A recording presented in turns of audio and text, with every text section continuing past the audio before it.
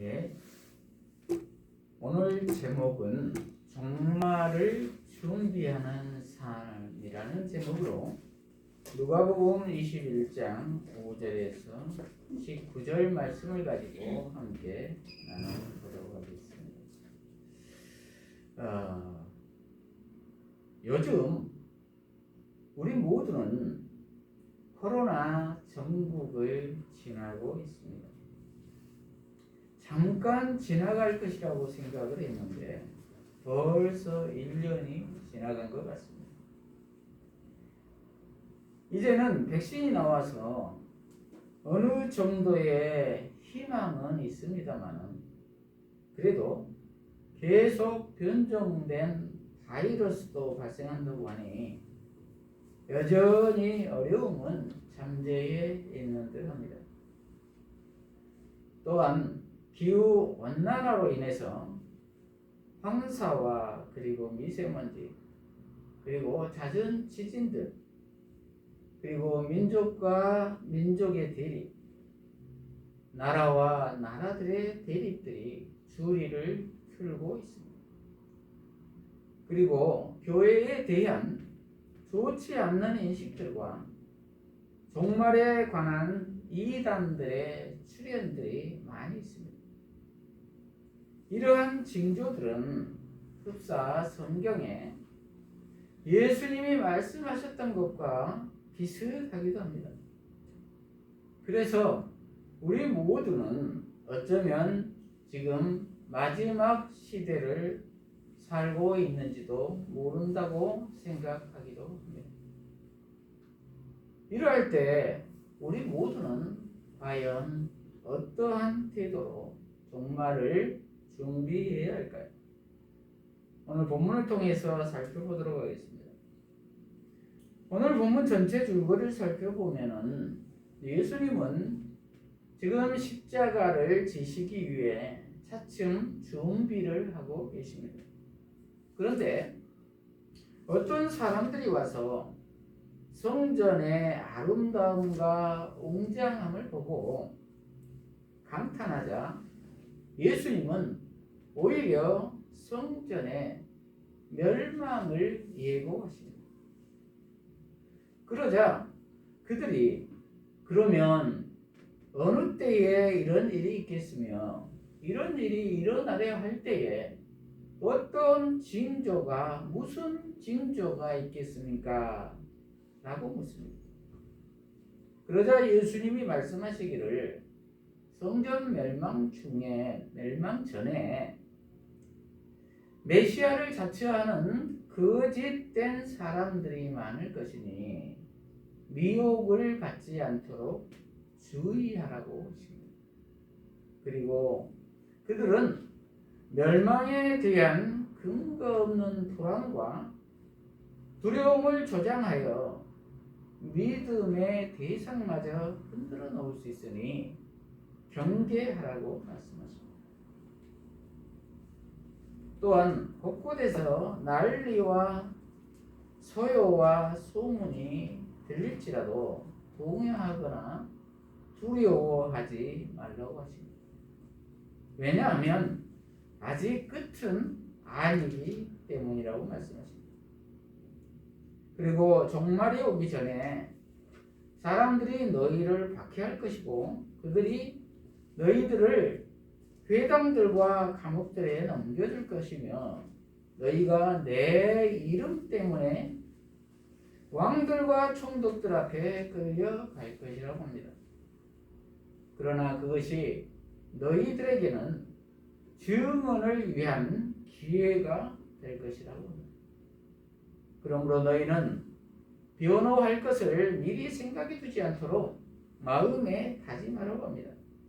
왜냐하면 너희를 대적하는 모든 자들이 너희를 대항하거나 반박할 수 없는 언병과 지혜를 줄 것이기 때문이라고 합니다.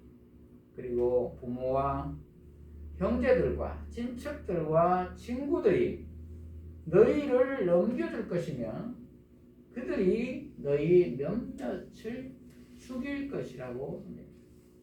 그리고 너희가 내 이름 때문에 모든 이들에게 미움을 받을 것이지만 그러나 너희의 머리카락 하나도 상하지 아니할 것이다 라고 말씀하십니다. 그러므로 너희의 인내로 너희의 영혼을 얻으라고 해요. 여기에서 우리 모두가 깨달아야 할 것은 첫째로 깨어 분별하라. 7절에서 8절을 보면은 그들이 물어 이르되 선생님이여 그러면 어느 때에 이런 일이 있겠사오며 이런 일이 일어나려 할 때에 무슨 징조가 있사오리까? 이르시되 미혹을 받지 않도록 주의하라. 많은 사람이 내 이름으로 와서 이르되 내가 그러하며 때가 가까이 왔다 하겠으나 그들을 따르지 말라. 이렇게 기록되어 있습니다. 무슨 말입니까? 훗날에 많은 사람들이 자신을 재림 예수라고 말하며 내가 메시아다라고 말하며 때가 가까이 왔다라고 말할 것이라는 것입니다. 그러니 이에 속지 말고 따라가지 말라는 것입니다. 그런데 우리 모두는 자칫 잘못하면 혹하여 효록하여 따라가게 된다는 것입니다. 우리 모두가 생각하기를 누가 과연 따라가겠는가 이렇게 생각하겠지만은 그러한 사람들이 많다는 것입니다. 왜냐하면 사탄은 영적인 존재라서 우리의 생각을 다 알고 있기 때문입니다.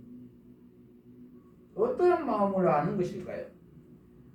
첫째는 논리에 맞으면 거부하지 못할 것을 안다는 것입니다. 둘째는 감정에 동의가 되면 따라온다는 것입니다. 셋째는 성경을 사용해서 비슷하게 해석을 하면 따라온다는 것입니다.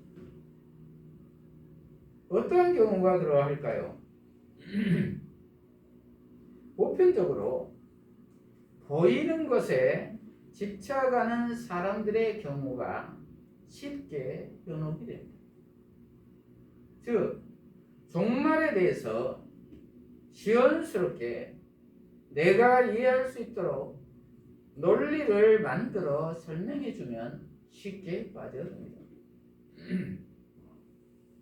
그들이 말하기를 이러한 말을 그 어디에서도 듣지 못하던 말이다 라고 생각하기 때문입니다. 내가 사람을 참 잘 만났구나. 교회를 잘 선택했구나. 이제야 진리를 발견했구나. 이렇게 생각을 한다는 것입니다.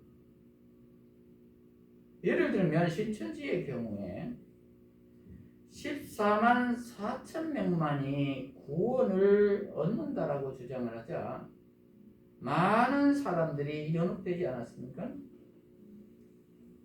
그것은 이만희 교주가 만들어 놓은 논리에 빠져든 것입니다. 성경을 많이 안다는 사람들도 빠져 들어갔습니다. 더더욱 열심히 있는 사람들이 그러한 그물에 빠져든다는 말입니다.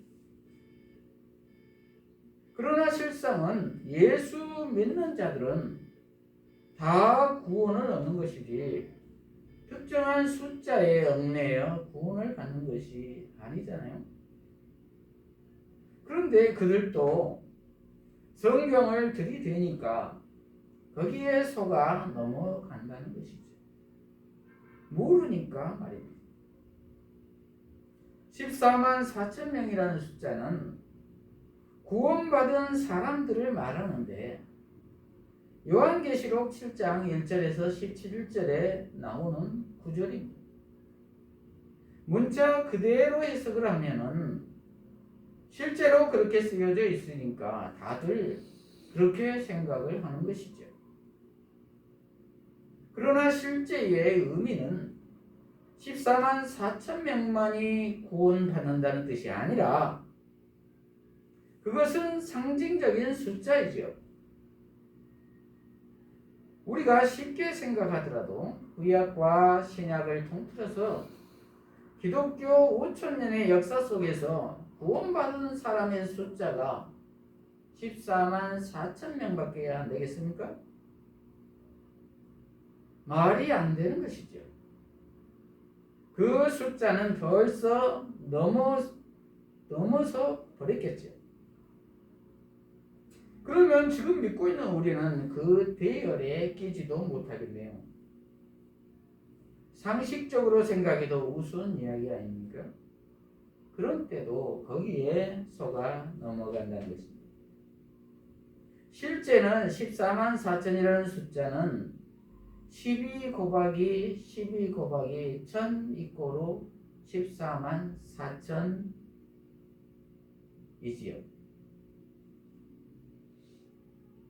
그런데 여기에서 앞에 10이라는 숫자는 구약의 12지파를 뜻합니다.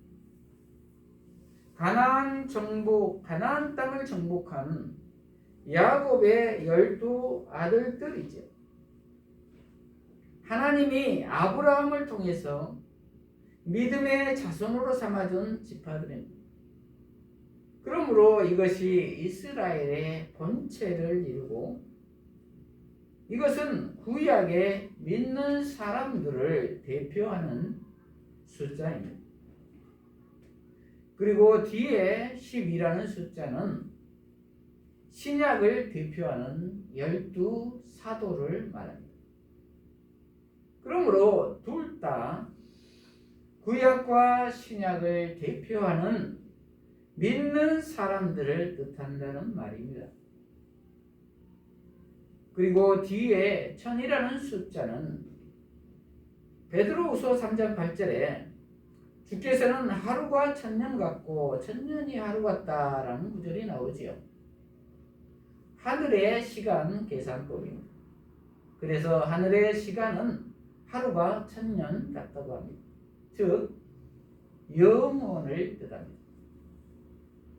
그러므로 이 말은 구원받은 사람들은 믿음의 사람들은 하루를 1000년같이 생각하고 1000년을 하루같이 영원을 생각하는 믿음으로 지금 신실하게 살아가는 사람이다라는 것이죠. 그런데 이것을 복잡하게 해석하고 성경에 그렇게 쓰여졌지 않느냐라고 따지고 부분적인 성경 구절만 쏙 빼와서 논리에 맞게끔 짜깁기를 해서 교리서를 만든다는 것입니다. 그러니 모르는 사람들은 속아 넘어가는 것이죠. 그리고 비단 신천지 가지고만 잠깐 얘기했는데 다른 이단들도 교묘하게 사람들의 마음을 미혹하는 무리들이 있다는 말입니다. 마지막 때에 그런 자들이 이렇게 나타난다는 것입니다. 그리고 자신이 재림 예수라고 주장하는 사람들도 나타난다는 것입니다. 요즘에도 그러한 사람들이 많이 있죠. 그런 자들을 조심해야 한다는 말입니다. 그러므로 잠깐 마음이 안정이 되고 위로가 된다고 해서 따라가서는 안 된다는 말입니다. 그들은 필경 나중에는 심령이 후패해져서 다시 믿음으로 돌아오기가 힘들어집니다. 색안경을 벗기가 힘들다는 것입니다. 왜냐하면 온통 세상이 그렇게 보이니까요. 결과적으로 구원에서 영영 떨어져 나가 버린다는 것입니다. 참으로 안타까운 일이죠.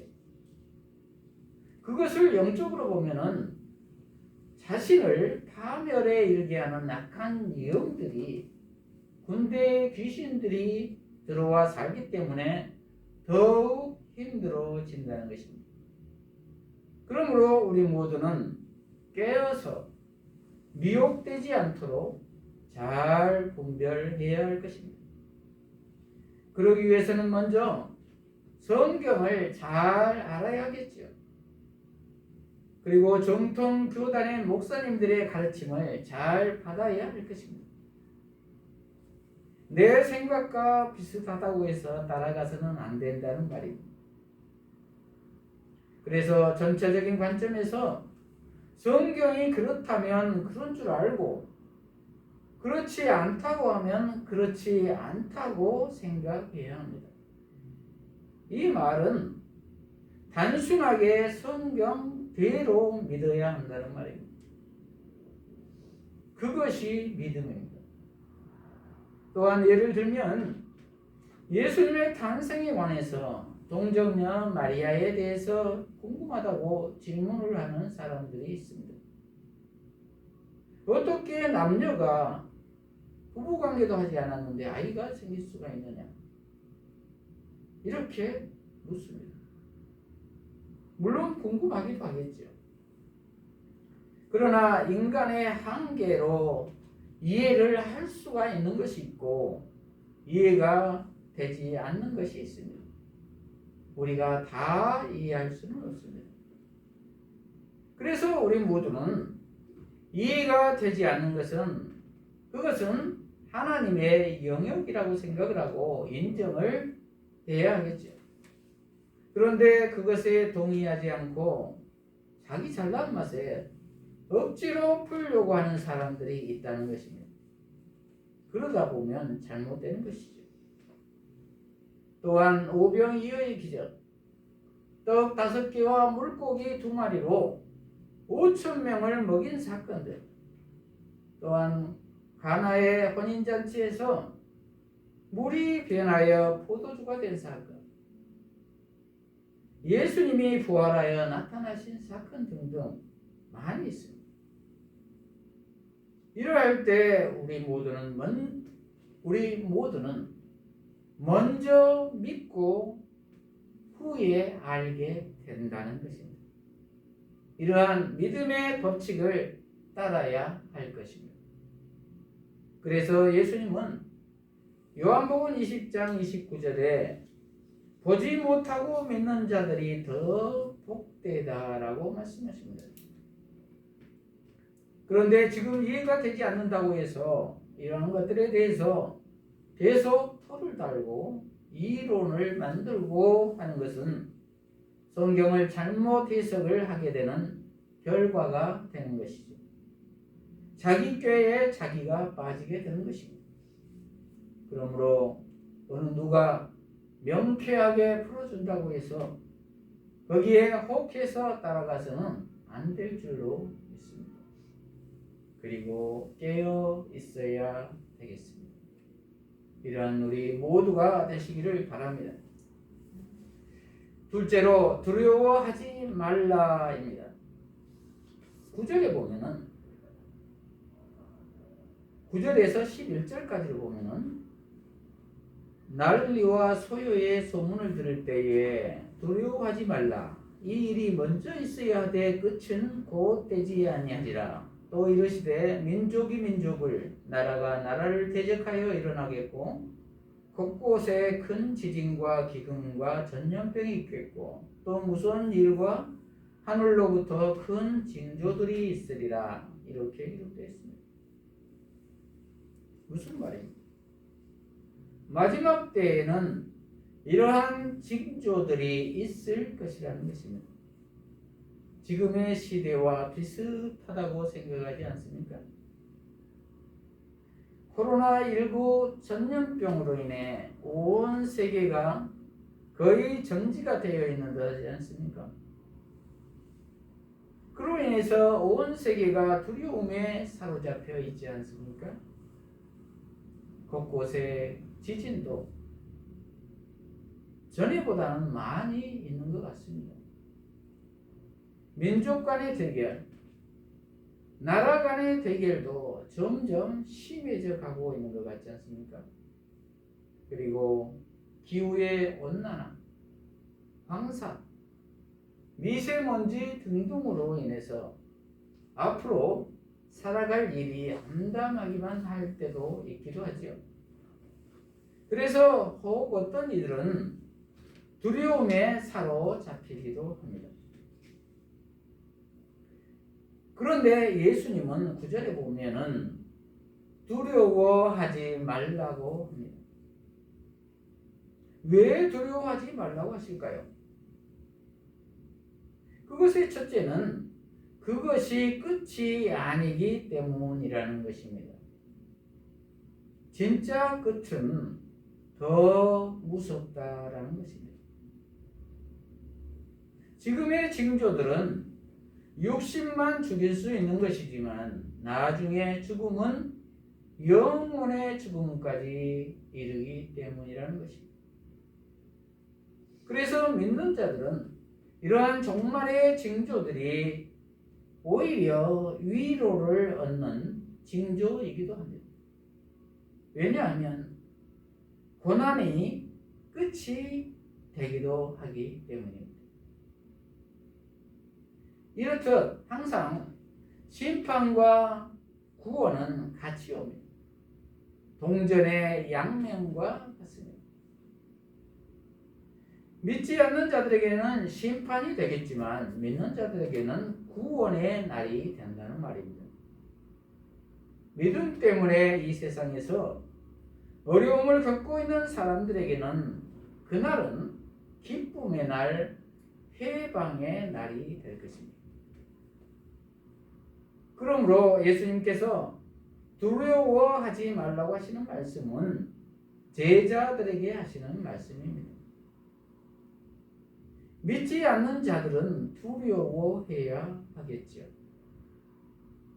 그러면 믿는 자와 믿지 않는 자는 어떻게 구분합니까? 그것의 기준은 예수님입니다. 예수님이 내 안에 살아 계시나 아니면 내가 내 안에 살아 있나입니다. 주 예수를 믿으라. 그리하면 너와 네 집이 구원을 얻으리라. 이렇게 사도행전 16장 31절은 말씀합니다. 예수님을 믿음으로 구원을 얻습니다. 온전히 예수님을 믿음으로 구원에 이르는 저와 여러분이 되시기를 바랍니다. 그런데 예수를 믿고 있는지를 어떻게 알 수가 있습니까? 나무는 그 열매를 보아 그 나무를 안다고 했습니다. 예수님을 믿는 자들은 성령의 9가지의 열매를 맺습니다. 갈라디아서 5장 22절에서 23절을 보면 오직 성령의 열매는 사랑과 희락과 화평과 오래 참음과 자비와 양성과 충성과 온유와 절제니 이 같은 것을 금지할 법이 없느니라. 이렇게 기록되어 있습니다. 저와 여러분은 어떠한 열매를 맺고 있으십니까? 이러한 열매가 없으시다면 심히 두려움으로 깨어 겸손해야 할 것입니다. 그리고 회개하여 예수님의 보혈의 피로 용서를 받아야 할 것입니다. 그리고 이러한 열매를 자발적으로 맺어야 할 줄로 믿습니다. 그러할 때 그 사람의 마음속에는 예수님이 살아 계신 줄로 믿습니다. 구원에 이른 사람인 줄로 믿습니다. 예수 이름으로 구원을 얻을 것입니다. 이러한 우리 모두가 되시기를 바랍니다. 실제로 인내하며 사랑하라. 19절에 보면은 너희의 인내로 너희 영혼을 얻으리라. 이렇게 기록되어 있습니다. 왜 인내하라고 합니까? 12절에서 17절까지를 보면은 이 모든 일 전에 내 이름으로 말미암아 너희에게 손을 대어 박해하며 회당과 옥에 넘겨주며 임금들과 집권자들 앞에서 끌어가려니와 이 일이 도리어 너희에게 증거가 되리라. 그러므로 너희는 변명할 것을 미리 궁리하지 않도록 명심하라. 내가 너희의 모든 대적이 능히 대항하거나 변박할 수 없는 구병과 지혜를 너희에게 주리라. 심지어 부모와 형제와 친척과 벗이 너희를 넘겨주어 너희 중에 몇을 죽이게 하겠고 또 너희가 내 이름으로 말미암아 모든 사람에게 미움을 받을 것이나 너희 머리털 하나도 상하지 아니하리라. 이렇게 기록되어 있습니다. 무슨 말입니까? 박해를 받을 것이나 너희 머리털 하나도 상하지 않게 하시기 때문에 인내하라고 하십니다. 그리고 그 인내로 너희 영혼의 구원을 얻으라고 하십니다. 그런데 실제로 머리털 하나도 상하지 않을까요? 그렇지는 않을 것입니다. 이 말은 육체로는 죽임을 당할 것이나 영은 죽이지 못한다는 말입니다. 구원받는 자의 영은 이렇게 머리털 하나도 손댈 수가 없다는 것입니다. 얼마나 감사한 일입니다. 그러므로 믿는 자들은 더욱 깨어 근신하여 기도해야 할 것이고 믿지 않는 자들은 두려운 마음으로 회개하여 예수님의 보혈의 피로 반드시 용서를 받아야 할 것입니다. 이러한 우리 모두가 되시기를 바랍니다. 그리고 이러한 박해 앞에서 우리 믿는 자들이 두려워하지 않을 것은 그때에 대답할 말을 주신다는 것입니다. 오히려 그러한 위기가 복음을 증거할 기회가 된다는 것입니다. 그것은 나의 힘이 아니라 성령께서 그러한 힘을 주셔서 그에 합당한 언병과 이길 힘을 주신다는 것입니다. 그러므로 우리 모두는 성령님께 의지하여 담대하게 나아가야 할 줄로 믿습니다. 그리고 그날에는 가장 친한 부모와 친척과 형제들 그리고 친구들이 오히려 믿는 자들을 넘겨주며 죽게 할 것이라는 것입니다. 비극이지.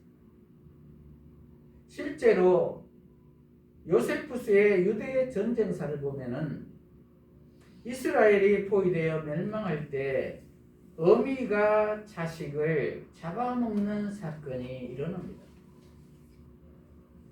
아주 극한 상황이 되면은 부모 간의 사랑도 친구 간의 우정도 다 사라진다는 것입니다. 우선 나 살기에 바쁘다는 것입니다. 인간이라는 것이 다 그렇습니다. 그러므로 예수님께서는 누가복음 18장 8절에 인자가 올 때에 세상에서 믿음을 보겠느냐라고 말씀하십니다. 말세에는 사랑이 없다는 것입니다. 그래서 예수님은 요한복음 13장 34절 35절에 새 계명을 너희에게 주노니 서로 사랑하라. 내가 너희를 사랑한 것 같이 너희도 서로 사랑하라. 너희가 서로 사랑하면 이로써 모든 사람이 너희가 내 제자인 줄 알리라. 이렇게 말씀하십니다. 그렇습니다. 이렇듯 마지막 때에는 믿는 자의 고난은 피할 수 없는 운명입니다. 그러나 우리 모두는 머리털 하나도 상하지 않을 것입니다. 그러므로 악한 현실을 오히려 뜨거운 사랑으로 이겨 나가야 할 것입니다. 이러한 우리 모두가 되시기를 바랍니다. 말씀을 마무리합니다. 어쩌면 우리 모두는 지금 마지막 시대를 살고 있는지도 모릅니다. 그러므로 우리 모두는 아무리 주변 상황이 어려울지라도 그것이 오히려 구원의 기회가 되고 복음의 증거의 기회가 되어야 할 줄로 믿습니다. 그러기 위해서는 첫째로 깨어 분별하십시다. 이단에 넘어가시지 마십시다. 말씀을 가까이 하십시다. 둘째로 마지막 때를 두려워하지 마십시다. 오히려 나 자신의 믿음을 돌아보며 회개하며 예수님으로 충만하십시다. 셋째로 박해 가운데서도 인내하며 사랑으로 영원한 생명을 얻으십시다. 이러한 우리 모두가 되시기를 축복합니다. 기도하십시다.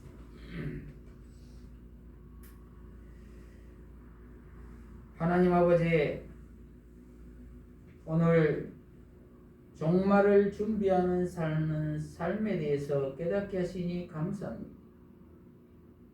우리 모두가 이 마지막 때를 살아가는 동안 깨어 분별하게 하시며 두려워하지 말게 하시며 인내하며 사랑하게 하셔서 영원한 생명을 얻게 하여 주시옵소서. 예수님 이름으로 기도합니다. 아멘.